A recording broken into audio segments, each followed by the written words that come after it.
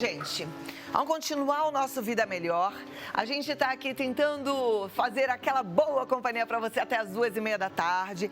Quero falar de um monte de coisas boas, ainda tem a nossa culinária, tem o nosso artesanato, mas a gente está no mundo, né? E a gente não pode se alienar. Então a gente precisa, assim, dar uma atualizada no que está acontecendo. E ontem o estado de São Paulo registrou a primeira morte decorrente ao coronavírus no Brasil, né?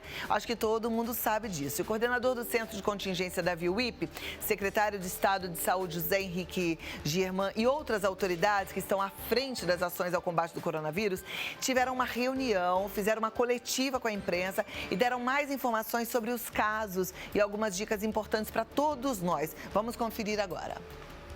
A coletiva foi convocada depois de o estado registrar a primeira morte causada pelo coronavírus. O coordenador do Centro de Contingência do Coronavírus de São Paulo, da VIUIP, falou com detalhes sobre o caso. O objetivo desta coletiva e único é informar, infelizmente, o ocorrido primeiro óbito aqui no estado de São Paulo.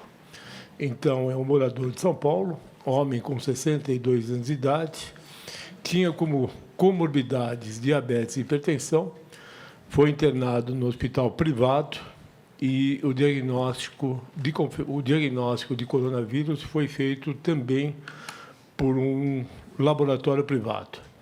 Ele foi internado na UTI no dia 14/3 e veio a óbito ontem, 16/3, e não tem histórico de viagem.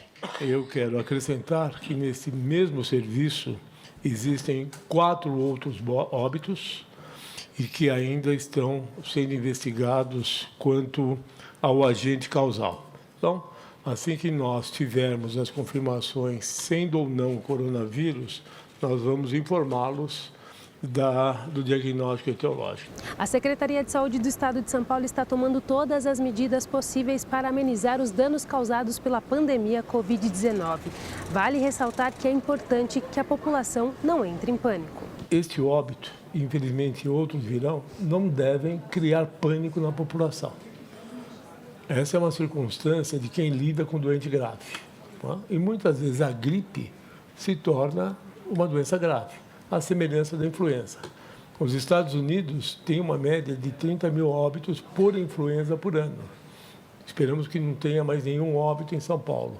Mas a contingência de cuidar de doentes graves implica em ter perdas. Então, isso não muda nada no Estado da forma de entender a pandemia e não deve chegar à população como algo inesperado e criar uma situação de pânico, porque não é assim. A outra coisa que eu queria considerar, que infelizmente esse óbito se enquadra naquilo que nós já sabíamos. Um homem de mais de 60 anos com comorbidades. O secretário de Saúde do Estado de São Paulo, José Henrique Germán, explica quais foram as medidas adotadas na cidade de São Paulo. Nós já até esperávamos que ocorressem óbitos, né? Esperamos que isso deve acontecer. Nós estamos vivendo numa epidemia e nessas condições os óbitos acontecem com certeza.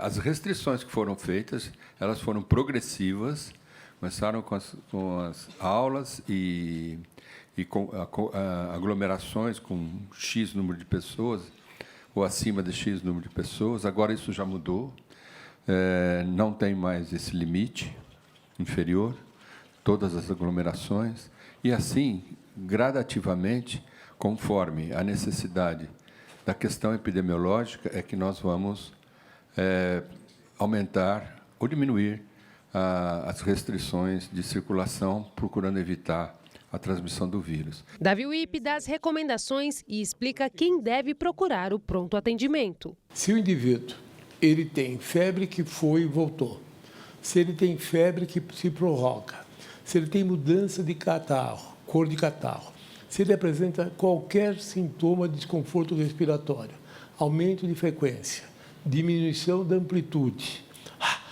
aquele fôlego curto. Então, tiragem, que é o batimento intercostal. As pontas de dedos, nariz e orelhas ficam de cor diferente. Isso é sinal de hipoxemia. Então, tem que ir. Qualquer sinal de toxemia, o paciente ele não se sente começa a perder noção das coisas. Tudo isso é sinal de gravidade que precisa procurar o hospital. Até o momento, a crise está afetando o sistema privado, mas o coordenador ressalta que o sistema público está sendo preparado para receber os casos. Este primeiro momento impactou nos serviços privados, mas é questão de dias, horas para impactar no sistema público.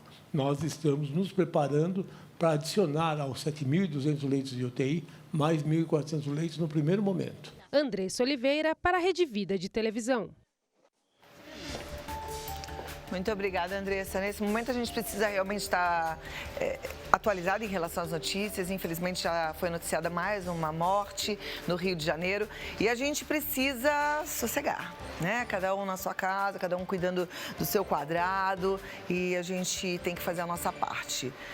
Talvez você não esteja no grupo de risco, mas é só assim que a gente consegue conter a doença. Não pense em você, pense no coletivo, pense no próximo, tá bom?